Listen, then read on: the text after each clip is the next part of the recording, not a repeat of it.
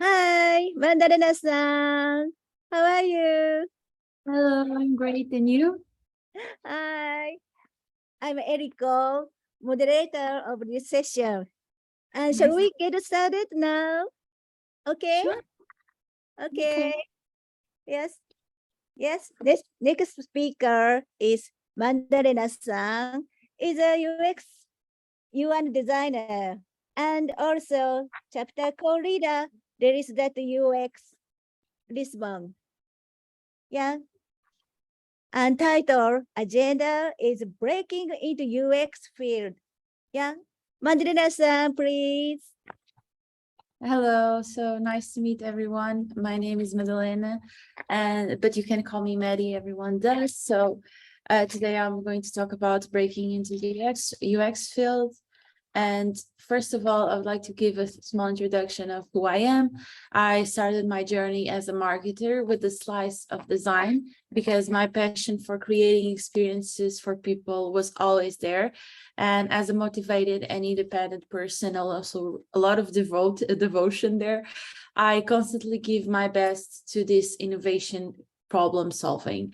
I did my bachelor, postgrad, and master's in marketing, finalizing with marketing intelligence, but I always felt the need to find something that really connected with my personality, which was more with the empath overview. So I found UX UI, and it just made sense for me. So I studied UX UI, I did a lot of freelancing, and then I landed at Glanceable, which is a great startup from France, and also started to co-lead the chapter in Lisbon for Ladies at UX, which has been a really good experience and one that I value a lot.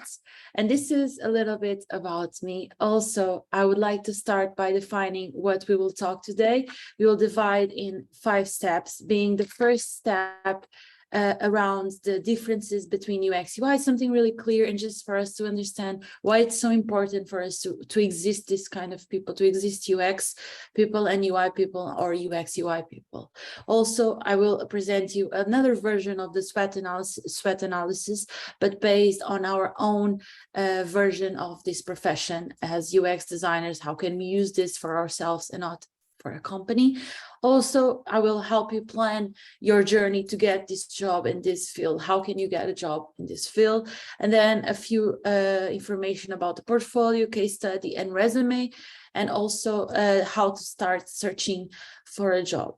At the end of this session, I will share with you some resources for you to be able to also continue doing the research and also to have more information on this matter. So without further ado, let's start. What is the main difference between UX, UI? So UX, it refers more to the overall experience of a product, including how the user feels about this. So before you start designing anything in the paper, before you start developing this product, you first need to understand what this product is, how this product will make the user feel, and how can you have this solution for the user. Once you have all of this figured out, you go to the UI part. The UI part is more direction to the visual part of the design, the visual part of this experience of the product. So once you have, again, the UX part defined, everything really understandable, let's say it like this, and without saying that you can always go back to the UX part because everything is always changing, and it's important to have that thing in mind. The UI part, you will do the research based on more on websites, apps that are already defined, where you can see what works, what doesn't work. For example, the visual components being the toggle, the icons, everything that can visual represent what the user wants to feel during the app. So this is a little bit about the differences between the two of them. So now the SWOT analysis. Here, the SWOT analysis, as I said previously, it's related to how you want to feel, where do you want to go, and what kind of blockers you can have. So first of all, the strength. The strength is what are you doing well right now, and what goals do you have that set you apart? What is different from you? What are your strengths right now? This is important because it will make you realize how much strength you have right now, how much you already have. Because in the great thing about UX and UI fields is that everything you did previously, even if it has nothing to do with UX UI environment, it kind of does, because UX UI is everything, is the day-to-day life of what we use, and everything that you did previously has some connection to what you can do right now in the UX field. So your strengths are there, even if you don't see it right from the beginning.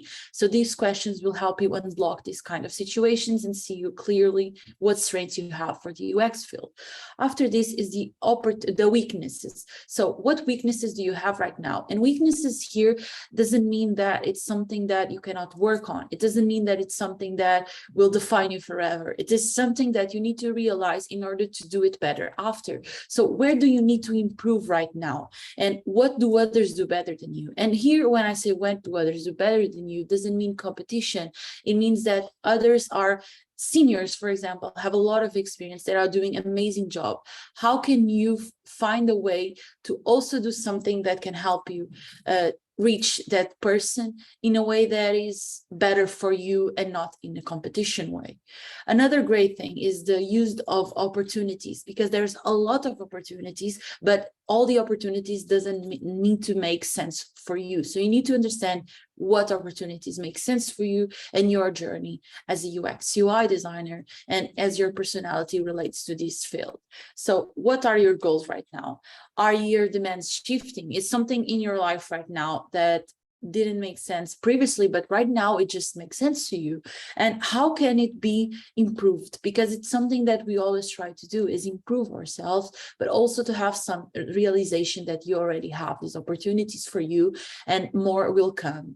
So after this, also the threats. And threats here, we shouldn't see as something bad and something that is not reachable. It's something that we all have. We all have blockers. And by defining those blockers, we can unblock them. And it's really important for us to do this in order to grow in our lives and be better for ourselves and others. And also, what are the factors outside of your control? There's always that saying that there's always the pretty privilege, there is always money privilege, there's always privileges. Even the small things that we have can be a privileges. There's a lot of privileges, for just waking up. It's something so strong, and it's something that we can do. This is something outside of our control, but something that we have, and we can see it and we can do it. So threats here are something more related to what you have and what you don't have, but what you can have in the future. So now let's break the plan. Here I divided into 4 main questions of how you can define yourself in the market. So who are you? Use 4 words to define who you are. Like I said in the beginning, I'm a proactive person, I'm a motivated person, independent person, I am an involved person, and also impact person. So I have these characteristics that define me as a person. This is who I am right now as a UX person, as a person in general. After this, what do companies want? What are they sharing online? What you can see in the job description, what you can see in their websites, how are they portrayed online? What is their personality? What are the keywords that they use to define themselves? Use the 4 ones that make more sense to your journey as a UX UI designer. After this, where can they hear from you? Where do you share your experience, your expertise? How do you share this? For example, I share this on my LinkedIn, or another way is I share this on my portfolio online. This is something that relates to my personality. This is something that relates to what I share during my business, the talks I do, the workshops I go to. I don't need to even be the one doing the workshops. I can go to a workshop and share what I learned from that workshop. That is very useful and very valuable for the job seekers, for the recruiters, and even for yourself to see that you're doing things even if you don't realize without seeing them. Another thing is, how can you differentiate yourself from others? We all have something that defines us as a different thing, a space for others.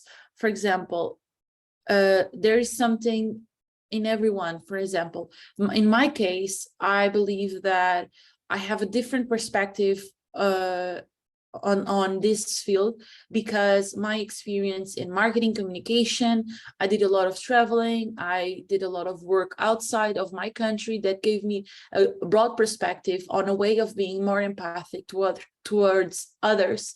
And this is something that is unique to me in my journey. Of course, there's other people that traveled, other people that had experiences outside of the country, but none of them had something like my experience because none of them have the same mind as I do. And the same goes to that person.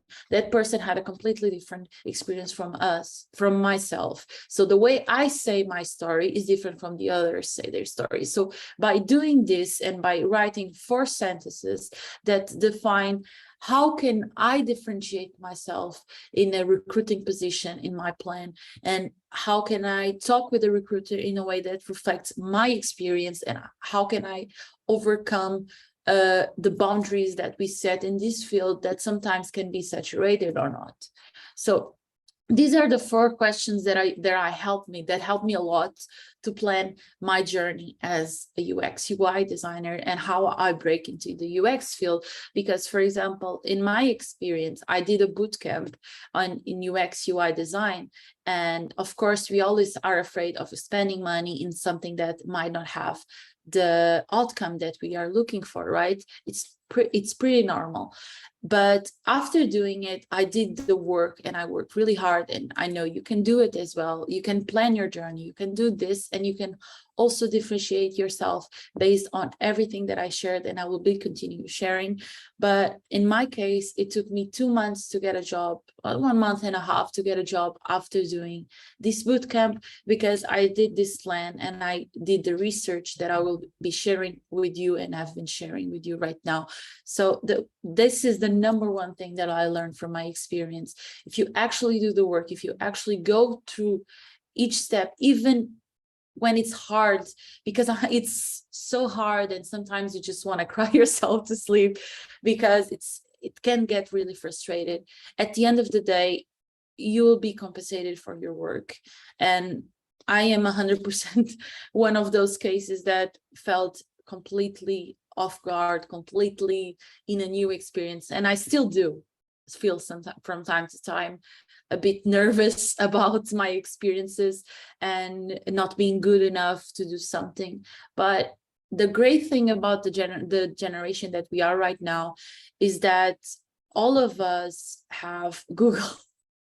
I know it's something funny, but it's true. Every question that you have Google. And not only this, but you have communities, something that a long time ago we didn't have.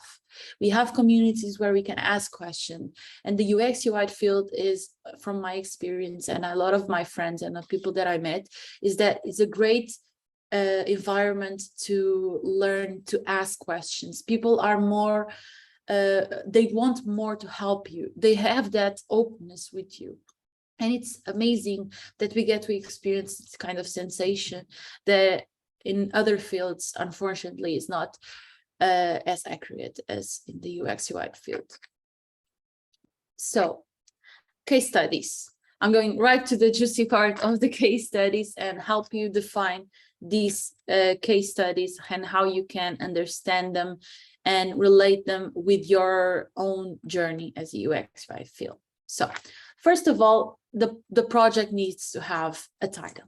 And this title is something that reflects what you did in your project. Of course, the name of the app needs to be there, of course, but make it more interesting. Make it something like Nike Max, and Nike Max is what? E-commerce, an e-commerce experience.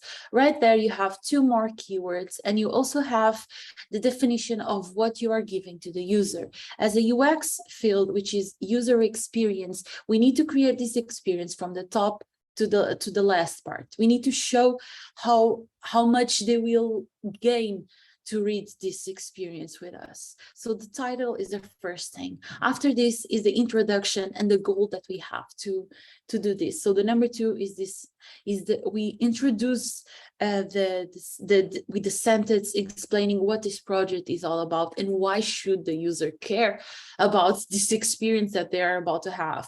What is this product? Did you have a certain idea or expectation for this project? And this is important because what you do in the introduction phase will relate to the iteration phase at the end, where when you reflect on your experience with this project, because what you thought in the beginning might be completely different from what your solution is. Because we as when you're doing our user research, everything can change, and that happens more than less, because our own opinions sometimes are not everyone's opinions. So that is another reason why it's so important to have this type of reflection at the beginning and at the end. The third one is process and experience. Explain how you worked through this project. Why did you choose this approach? And did you just take a unique angle or notice some surprising insights? Was there something that made you question? Just make sure to understand the why of this experience. And also the next one, the fourth one, is the outcomes. What happened during this experience? What was the result? And what made you proud of this result? Give your experience, talk about your experience, talk about the user experience, talk about what you learned. Put your finger on this case study, because there's multiple case studies on this world, but if you focus on what is unique about this specific project and what your experience and what your why was with this experience, what was your success story, and sometimes not the success story, what was this? What was meaningful for this one? What makes it different from the others? And another thing is to give credits to your role. And like the number 5 is the credit. So it's up there because even though it's in the front line, it's something that you do at the end, because there's always people getting in, getting out of the project, and the roles might not be 100% defined by the end, etc., etc. So when you have all of this already defined, when you did the project, when you showed the images, the process, everything that you did during the case study, it is important to show who was the person that did this. If you did it alone, what did you do in this project alone? Did you do were you the person that defined the goal? Were you the person that defined the user research summary? What did you do in this project? What did other people do in this project? And how this project summary showed the value of this product. And after this is always caption your images. And why is this important? Because it helps the user to stop scrolling and start to understand what is there and how can this headline help them understand your project. And this is something that I wanted to share with you in order for you to understand that it is an important case study. So I will be sharing at the end more resources about case studies because it is something really important. But for right now, let's go to the portfolio. And what is the portfolio? How can you do this? A great example is the Luke James Taylor portfolio. It has everything defined, everything organized. And the first thing that he does is saying, I can solve your problems. I have the solution for you. I am that designer. Not only this, but he has trusted companies. Companies trust him. And humans need this connection. They need the trust. They need to trust. How can you make the people trust you if you never worked in any field related to UX, to the UX field, not industry related to the UX field? How can you do this? By showing what you studied, by showing your accreditation, by showing that you're continuing studying, by showing that you're continuing doing the job. The first thing, for example, trusted, the last project you're working on, what will come next? They can trust that they have more experiences coming to them. It doesn't need to be companies. It needs to be something that they can see that you're doing, that you're showing. You need to understand who this audience is. Are you doing your portfolio for the recruiters, or are you doing this portfolio for working freelancing? Who is this person you're trying to attract to your portfolio? And how can you do this? First thing is headline, what you solve. Second thing, trust. They need to trust you. By connecting these two dots together, the rest will come easier. So after this, you need to present the appropriate case studies. You need to understand that the case studies that you show, you need to be proud of. You need to understand, you need to be able to talk about them. You need to be able to show that you know what you're talking about. And to do this, you need to show your case studies in a way that they will understand, that will be quick, but at the same time, show the information that you need to be showing. I will also continue sharing about case studies, as I said previously, but after this is describe who you are. What's your position? What is your team? What is your story? If you don't have a team, you're the team, but what do you do in this your team approach? Who are you? And why should people care? Right? And there's always something. There's always something. Trust me, there's always something.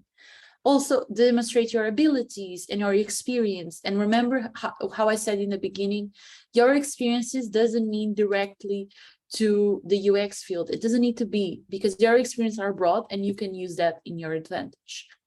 Also, highlight and summarize key findings during your information. For example, on my portfolio, I have an introduction to each case study or a headline for each case study, which attracts the user to want to see more about what is this, how did this person get to this point, right?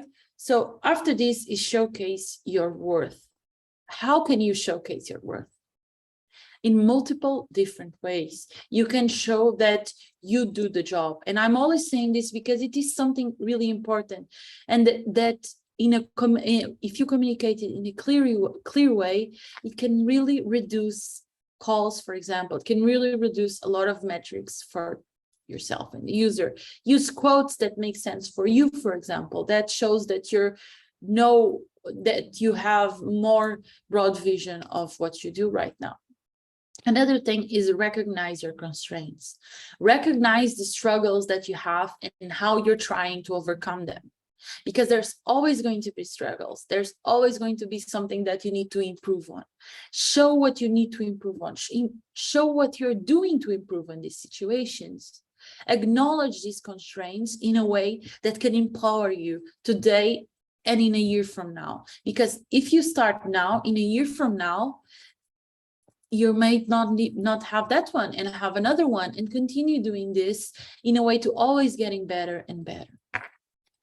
So after this, the resume and the cover letter. So as UX UI designers, the way we present ourselves online need to be consist. So what you share in your case studies, what you share in your portfolio, what you share in your resume and case and cover letter need to relate with each other in a visual way, but also in a way that reflects your personality. So this person, John Smith, shared their information in a block-oriented way, but with numbers. For example, number one, the skills, which show them what skills they have, what he can give to the company.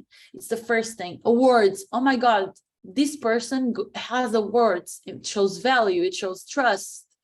Oh, expertise. It has a lot of expertise. References. Everything that he shares here is really valuable. He doesn't need to put the experience and the education first, because he has the experience to show other resources, other things. So in my case, I didn't have a lot of things to share in the UX field because I didn't start from the UX field. So what I did is I showcased my experience first. I put my experience in the top part because my experience is broad in terms of marketing, but marketing can relate in some way to the UX field, because marketing is a way to understand the user. Even though it's more related to sales, it helps me to understand the customer experience. And this is important for me to show that I know this, and I shared this in my resume. Another thing is my social media. And as a UX designers, you need to understand that you need to have an experience. So to have the hyperlink on the social media that you have, on the email that you have, is important, because it shows that you care about their experience, you care about their time looking at your resume. And most people don't spend a lot of time looking at your resume. So by having like bits and pieces of information on your resume can really help. So small information on the resume. And if you want to go further and further, do more on your cover letter. On your cover letter, you can write directly to the company and show why exactly you are this person for this company. So let's just recap. First of all, the case study needs to have more information in a concise way, of course, but more information there. The portfolio has all the information you have. Then you take everything from there and you use it in another language, but smaller bits and pieces on your resume. And then something that isn't in any social media, in any portfolio, anything, is the cover letter that is significant to the company. After this, and we are done, I will be sharing some resources, with you in the chat. But if you have any questions, let me know. And also, yeah, in the meantime, if you have any questions, let me know. I will stop. Thank you so much. If you want to find me on LinkedIn, this is my LinkedIn. I will then on the chat share with you some great resources. Thank you, everyone. Sorry. Hi. Thank Hi. you so much, Madalena-san. Hi, thank you for sharing your story. Yeah. Thank you. Thank you. Yeah, I think this. Do you have any questions?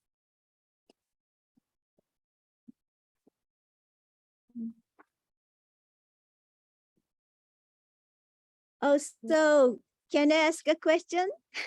Yes, of course. Yeah. Madalena-san, please advise me. Do you have any tips further developing your strengths? Sorry, I didn't understand the question. Tips for further developing your strengths. Oh, our restraints. Yeah. Okay. So I think the first thing that we need to do is acknowledge them. I think that's the first thing, and understanding that everyone has these struggles or different struggles. There's like billions of people in the world, and it doesn't mean that our problems or our restraints are less than others. It just means that they exist. And if they exist, they have a solution, because people are always growing. And if you know this, you start researching, what is this problem that I have? What is this restraint that I have? And how did other people solve this problem? And that's why I always say that there's communities, there's Google, there's asking to others, there's mentors. Right now, there's, for example, in Adapt List, which is a company, they have free mentorship. Even in Ladies at UX, I'm sure that anyone had the same restraint. But if you are more on the shy side of this situation, something that really helps me is to write my problem, write what is blocking me, and visualize this in a way that I don't judge myself, because we are the first ones to judge ourselves. And after acknowledging, don't judge yourself, write about it, write everything about it. Or there's some people that prefer to record themselves, record yourself saying to yourself, this is what is blocking me. Maybe this is because of this. Okay, no, this doesn't make sense. Maybe it's because of this. Okay, this doesn't make sense. But continue in a way that helps you. And if this doesn't help you, search for other people's advices, search for other people's. There's Quora. Quora has a lot of people sharing their questions and a lot of people giving feedback. So yeah, that's what I would do.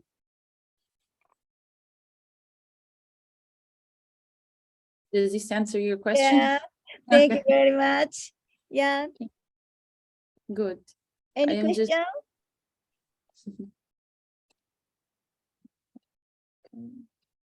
No problem How if about, there is any question.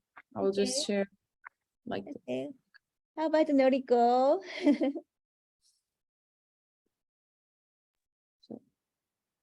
Thank you so much for your great presentation. It was so helpful for me. I need to improve my portfolio. It's not quite related to your presentation, but I just wonder, how do you think about the Fiverr or Upworks to get a UX job? Sorry, I didn't understand the question. Can you repeat? What do you think about Fiverr or Fiverr. Okay, okay. Upworks? Yeah, Upworks to get a UX job.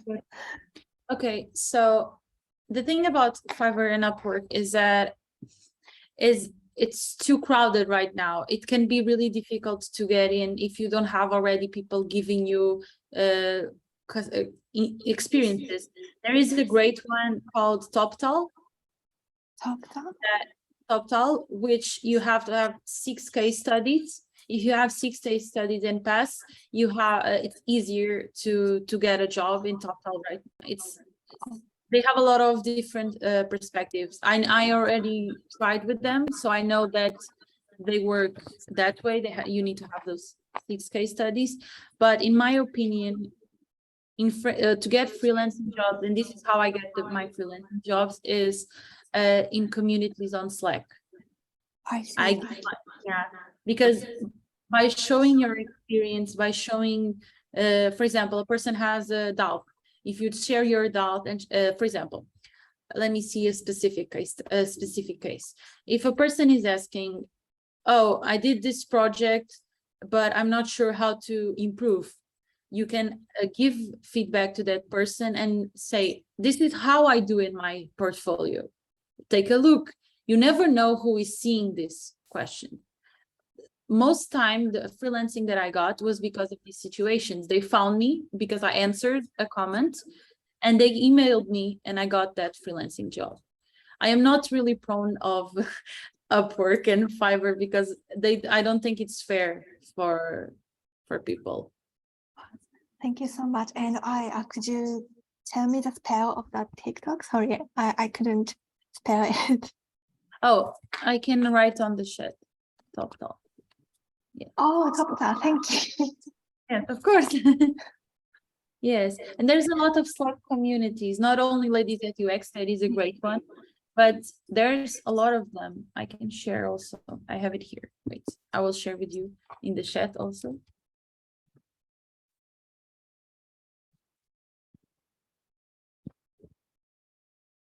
There's this one. There's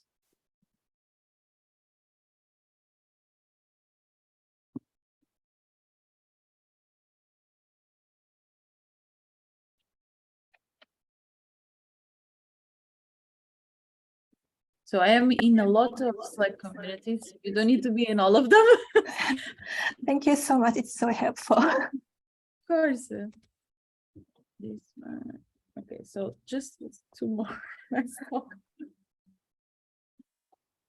Spare planet is yes. Okay. So community. Okay. These ones are some of the ones that I am in a lot, as you can see. There's these ones, I think it's enough. These are the ones that, for example, they share a lot of jobs. They have a lot of jobs and a lot of remote jobs. So yeah, I think I have also a Notion page with a lot of, let me see if I find the Notion page.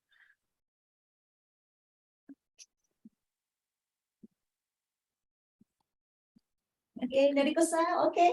Yeah, thank you. Yeah. Thank you very much for Madalena-san. Thank you. Hi. Bye. Yeah, thank you. It's about the time. Thank you.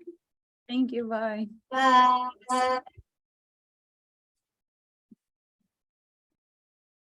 So, we'll have a short refreshment time.